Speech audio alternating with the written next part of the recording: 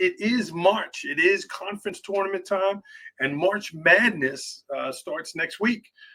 Chris and I actually met at the Athletic Directors Conference a few years ago, and that was the theme of my talk there, March Madness.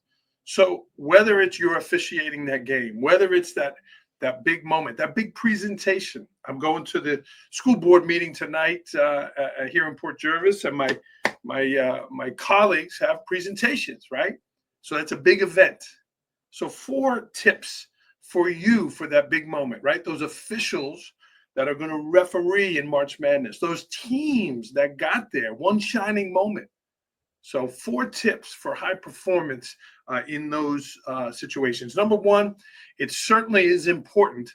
Don't make it special, right? Chris and I talked off air about the big game, being in those big games, his brothers, Long Island championships. He's a New York State championship coach. Those are big games, right? Make them important, but don't make them special. If it's too special and you get caught up in the moment, you could get lost, right? You get lost in it.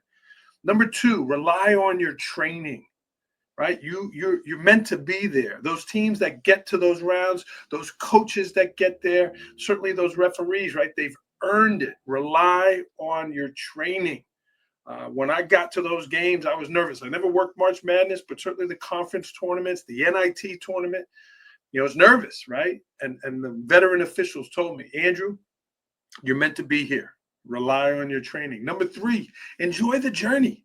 If you just work, and you're working, and you can't smile, you can't enjoy it, you can't take it all in.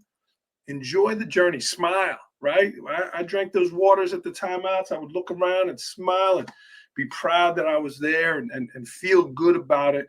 And number 4, certainly thank those who helped get you there.